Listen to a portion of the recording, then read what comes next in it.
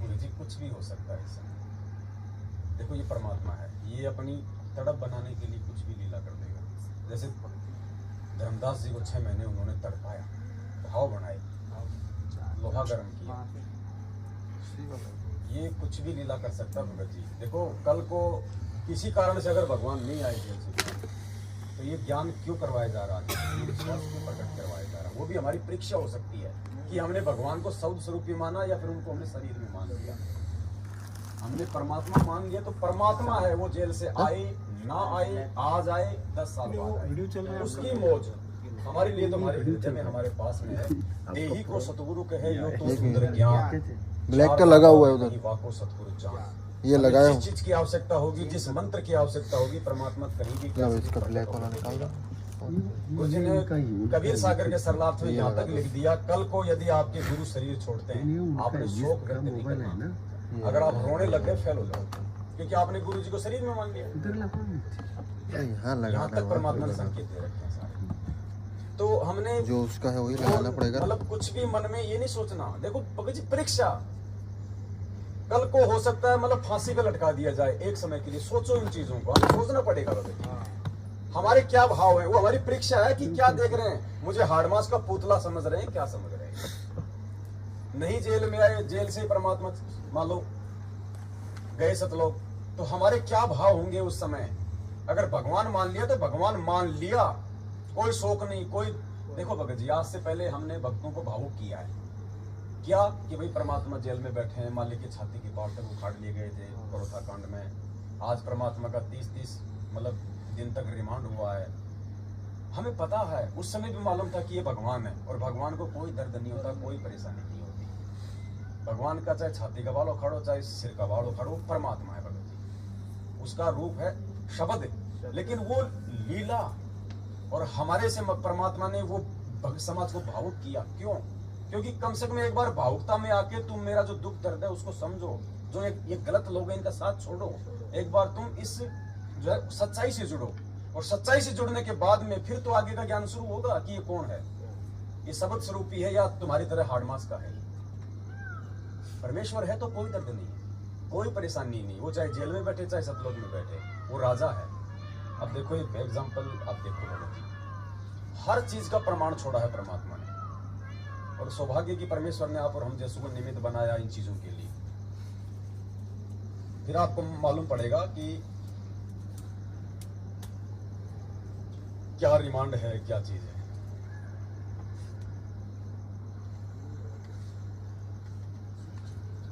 Mobile hang मारने लगे हैं, कंप्यूटर मेमोरी से ज्यादा ला देंगे।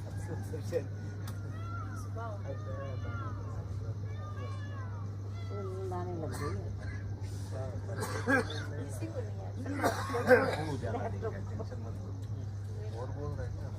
दास तो सोच रहा है कि अभी आज भी ये सुनो भगत जी, सब सत्संग रहे हैं, सुनो। उसके बाद आपको भी साथ संगति चले।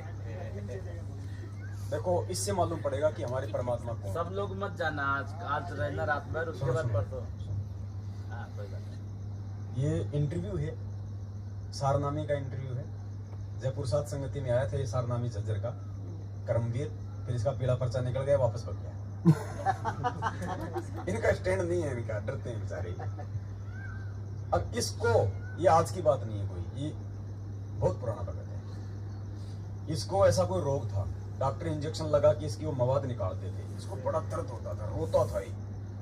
परमात्मा से इसने प्रार्थना की और गुरु जी ने कहा कि बेटा ले, ये मंत्र दे रहा हूं तेरे को, इस मंत्र का जाप करना। में से निकालते हैं। हाँ, इस मंत्र का जाप करना जब अब की बार वो करे तो डॉक्टर आए और इसने उस मंत्र का जाप शुरू कर दिया। अब डॉक्टर तो वो मवाद निकाल रहे नहीं है सरा, अब इस सुनना इसके मुख से।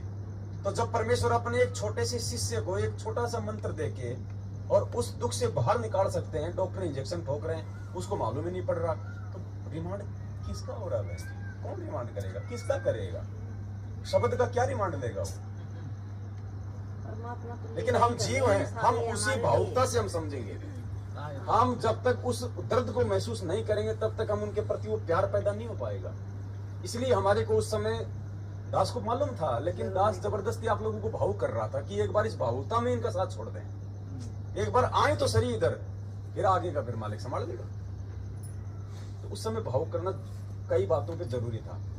दास भी रोने लग जाता था, लाइव में भी वैसे भी, वो तो परमात्मा करो है। वो जरूरी था। अब सुनो, ये फिर समझ में आएगा कि ये कौन है परमात्मा।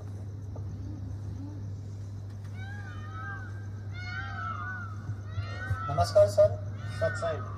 सर क्या नाम है आपका? मेरा नाम है जी करमवीर दास। करमवीर जी आप कहाँ से हैं? मैं गांव बागपुर से जी, जिला जज्जर, हरियाणा से।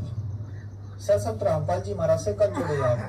मैं संत रामपाल जी महाराज से जी सन 2004 में कबीर प्रकट दिवस पर।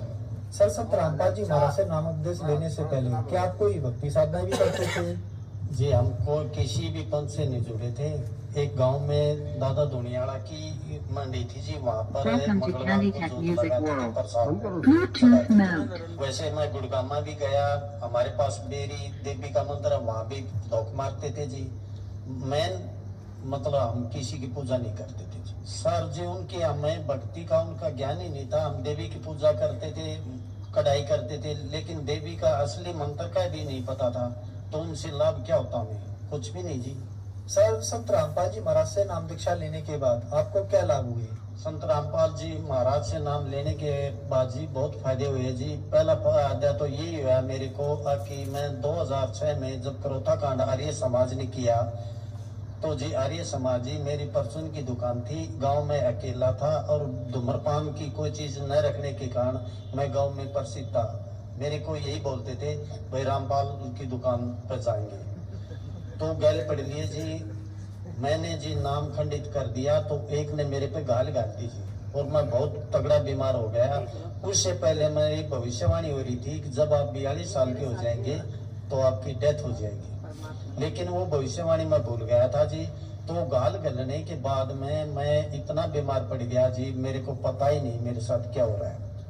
कहीं से भी दवाई लो जी, कोई भी दवाई असर नहीं करे। तो मैं मेडिकल एक दिन गुरुजी ने रात को 12 बजे जब काल कहते हैं कि ये तब सल्ला पर घूमता है, तो मेरे को महसूस हो रहा था जी, मेरे को मन बिल्कुल नंगा और तब सल्ला पर काल मेरे को घूम रहा था। गुरुजी ने आकर मेरे हाथ पकड़ कर उठाया और कहा बेटे क्या कर रहे हो? क्या करूं गुरुजी, कि मेरे साथ बंदर गैल पड़ रही है, इसलिए मैंने नाम खंडित कर दिया जी। गुरुजी ने कहा जी आपको पहले ही सूचित किया गया था 2006 में एक तूफान आएगा, लेकिन हम तुच्छ बुद्धि जीव उसको नहीं समझ सके जी। उसके बाद जी मैं मेडिकल में गया। मेडिकल में गुरुजी को मेरे साथ दर्शन होते रहे जी। जब जोत बत्ती करता तो गुरुजी जैसे आप मेरे सामने हैं ये है, तो ऐसे गुरुजी मेरे पास रहते और मैं गुरुजी से बातें करता रहता। तो घर वाले कहते इसके दिमाग में फर्क हो गया, भाई ये गर्म गोली खा गया, अरे कुछ ही बैठता। गुरुजी ने मेरे को सतलोक दिखाया जी, तीनों लोगों का ज्ञान करवा। मैं घर की सारी बात बताता रहा, लेकिन गुरुजी घर वालों ने मेरे पे विश्वास नहीं किया। बड़े भाई तो ये कहता भाई इसके दिमाग में फर्क हो गया। जब मैंने कहा कि आपने गरीबदास की वाणी सुनी है, गरीबदास को भी बावला बता दिया था, इस क्या कर ले इस दुनिया सारी को, तो मैं सच बोल रहा हूँ, लेकिन मेरे को विश्वास, मेरी बात पर विश्वास नहीं था। जब मेरे को मेडिकल रोहतक में ले जाएगा तो मेरे कमर में पानी बता दिया। पहले दिन पानी निकालने लगे तो जी पानी नहीं निकला। गुरुजी संत रामपाल जी के दर्शन हुए, वो मेरे साथ में खड़े हो गए, मेरे से टीचर के पास में पड़ा हुआ था।